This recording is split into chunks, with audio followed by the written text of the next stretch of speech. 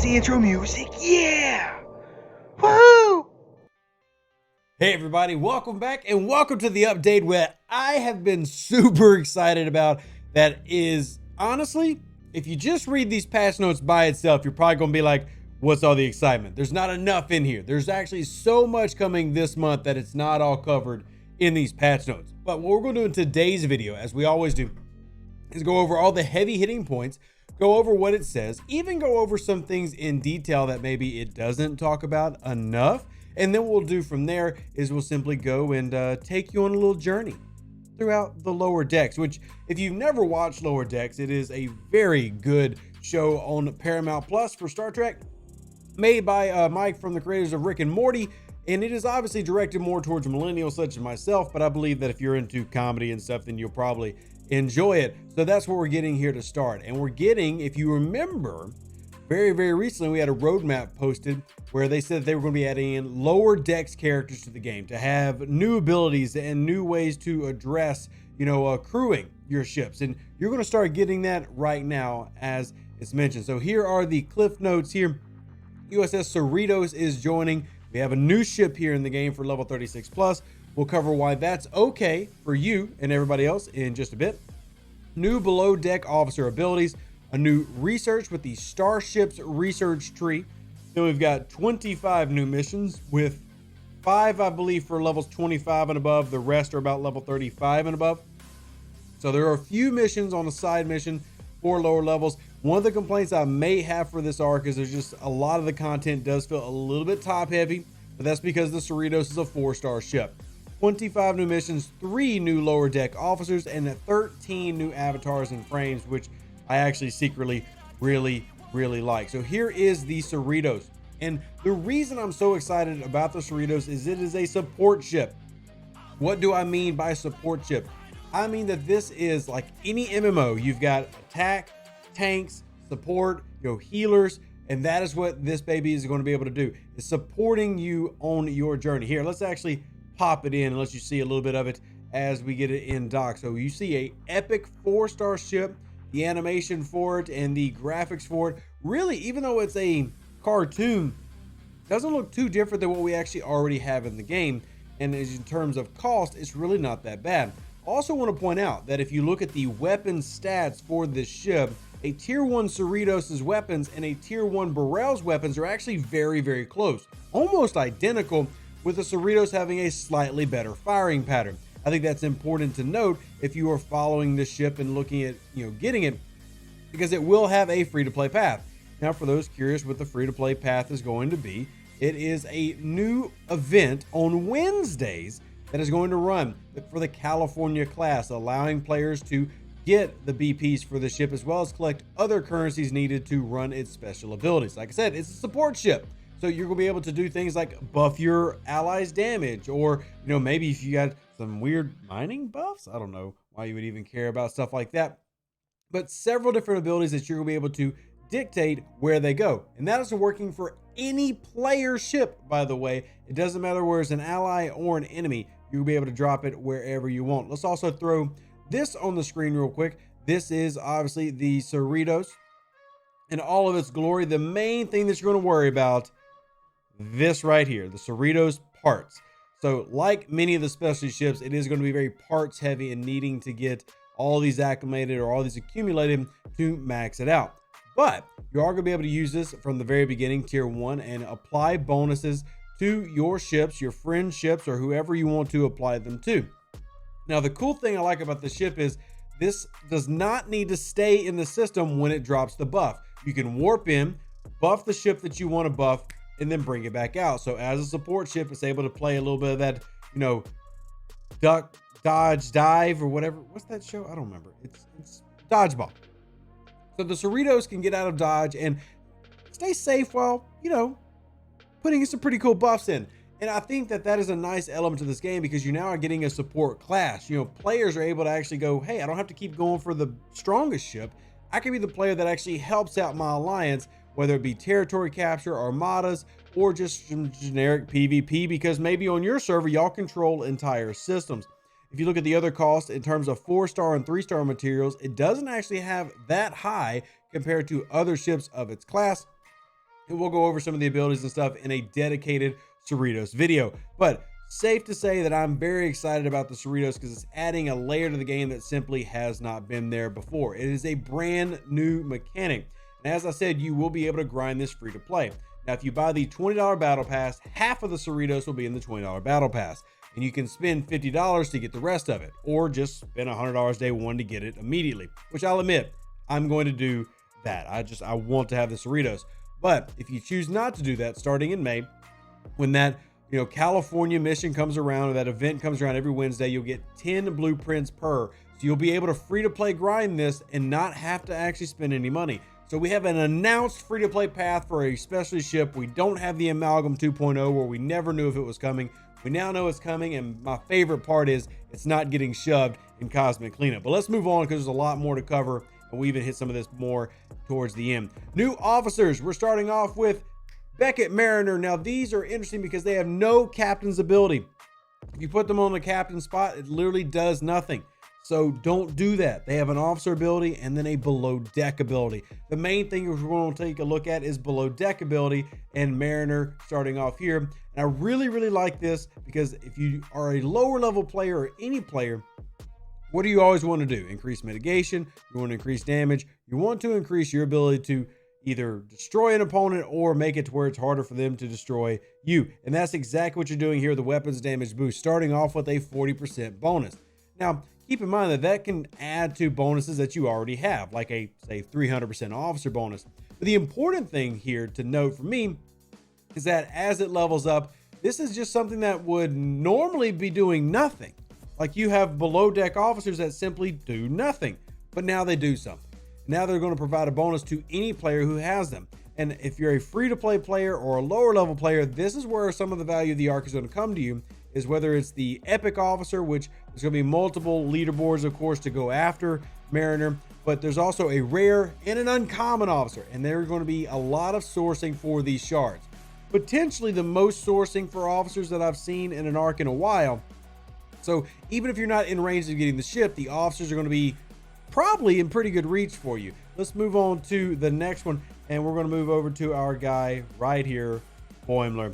Now, his below deck ability is increasing mitigations. He's going to increase your armor. He's going to increase your shield deflection, your dodge. So hopefully giving you a little bit more of that mitigation, which here's why this is important for newer players or lower level players. This is going to help you work on, if you haven't gotten, say, that Pike Moreau crew yet, working on boosting your mitigation in any way is going to help with your hostile grinding. And the best thing, if you're still running like next gen LaForge, next gen Crusher, Chin, well, guess what? You can have Boimler below decks and helping you with that mitigation. You're now killing more hostiles than you were before, or using it against swarms if you haven't got all that research set up. This is going to be a great officer, especially for newer players, to help you get closer to that max mitigation of 71.19 that we always try to get to, so you take the least amount of damage possible. Then last but certainly not least, we got to give a shout out to Badgie, which he's an uncommon. Now I do expect you to get a lot of Badgie. Whoops, wrong one. Where's Badgie? There we go. There's Badgie. Sorry, y'all. I dropped the ball on Badgie there. Below deck's ability is increasing piercing. So the similar thing of what we were talking about where we want to raise our mitigation, if we can lower our opponent's mitigation by raising our piercing stats, once again, this is helping with hostile grinding. And I think, when I saw a lot of people reading through the notes very early this morning, I think they were missing this aspect of it. I think this is a fantastic side of these officers, is it's allowing you to get a little bit better when it comes to grinding hostiles. Because look, not everybody has maxed out Chins and maxed out Pipe Moreaus and even then, you probably don't have maxed out piercing stats when fighting some of these hostiles. So this is going to help out because it's just something that you can throw below. And with it being an uncommon, as you can imagine, and this is one of the reasons I'm so excited, better sourcing. Yes, can we all agree? Can we all shout from the rooftops? Yay, better sourcing. Comment, it's on my face, but comment down below why better sourcing is good for you. And now let me take it a step further. Here's why else I'm excited. The animation is fan-freaking-tastic for these officers. You got Badgie here. He maybe gets a little bit angry if you've not seen lower decks. It just blends in. Well, I love the animations of all three officers. I think they did such a fantastic job with them, and I think that you're going to enjoy them. And some people might have an issue with the cartoon theme, but I'm telling you, This is great Star Trek. It's one of my favorite series of Star Trek now that's out, and I've really been enjoying Lower Decks since its release. Let's go ahead and scroll on down. You can see the main mission tree there, talking about Rutherford and Tendi, who are not available yet, maybe in the future. You got the battle pass there. I can tell you that the calendar for this month is pretty full, and I actually really like the calendar. I think the calendar is going to be one of the favorite parts for me moving forward. Do want to give a little bit of love real quick to these avatars. I normally don't do this because we talk about avatars being vanity items and they're not that big a deal. But you know what? Transitioning on the screen, we normally don't share these type of pictures from our dev logs. We did get special permission for this one. 13 avatars, 4 frames, and I basically love them all. We got a Riker one that I'm really big on. Badgie is probably going to be one of the ones that I run with for the foreseeable future. So I have a special place in my heart for a lot of what we're looking at right here. And we don't normally care about vanity items, but I'll admit I'm starting to care more and more, and maybe that's bad, but I can't help it. So let's keep going down here. Improvements. This top one is massive for all players. The ability to export battle logs on the PC version. Now, as you can imagine, people are already going to be designing log parsers, and this is going to make it easier for us to, determine who's doing the best damage, who's doing the best healing, who's doing anything in a battle log. I think this is going to be a favorite feature. A lot of other games like Star Trek Online have allowed you to do this for a long time. Research projects daily. Go button will now lead you to the general research tree instead of specific combat tree. There's also, by the way, I forgot to mention, there's a support tab now in your refinery, which will cover the Discovery and the Cerritos instead of them being separate. The PC version of the game will not minimize when clicking on a second screen. That's good. Players will now have the ability to see the rarity of the rewards from the preview with a color graded rarity border. Selecting special graphic options, the PC will now show which ones are activated. Percentages in the officer upgrade screen will always show in the format, and then last officer filter and away team screen will now remain when moving on. Now there's a ton of bug fixes there. We'll leave that there. There's one thing I want to show you and cycle back to the Cerritos and what is all happening here. So one of the things that you're going to have when you're going through Wednesdays, you have a couple of currencies. You need the currency to actually run the special ability of the Cerritos. So if you want to activate those buffs, whatever buff is you're choosing, so you're going to click a ship and activate it. You need that right there at the top. That special little sauce. Now, the thing with the special sauce is you have a maximum that you can hold of 30,000, and it costs at tier 1 3,000 to run. So at tier 1 you can do 10 of the specials, and you can then collect these every day to get more of them. As you tier up your Cerritos, you'll be able to do more than you were doing before. So the cost actually gets cheaper to run the special abilities. And then of course you're going to need Cerritos parts. Let's not pretend like this isn't going to take a while. But here's something else that's really great is you're going to have this. So this is also coming with its own refinery so that you can get officers, Badgie, Boimler, Beckett. And if you see right there at the top, there's full pull chances for these officers in this. And I'm really curious to see what other officers end up getting added if they add more lower deck officers into the game. But what they did is not only announce a free-to-play path to this, they're also giving you a path to get these officers quickly and not have them just inundated and clustered with all the other officers in the other ultra packs. So it's a fantastic way to source these officers that are going to be impactful for players at any level early on. Like I said, these are going to be a Wednesday event that rolls through. Now, if you don't have the Cerritos, then you're not going to see some of the events. Obviously, you're going to need the Cerritos to do that, and that's going to happen this month, where during the month, if you don't have the Cerritos, you're going to have a struggle bus of finishing some events. That's okay. But moving forward, this is going to be an every Wednesday event. This California class will be an every Wednesday event to allow you to source this ship. You will be able to get it free to play if you choose to, or you can get it this month through the Battle Pass and a combination of purchasing the Battle Pass and buying a pack. It's completely up to you. Personally, I love the idea of having this style of addition to the game. And honestly, here's the fun thing. This isn't everything. There's other updates coming this month that I'm super excited about that are also free to play friendly. So when I was hyping up, there's a lot of free to play friendly stuff in this game.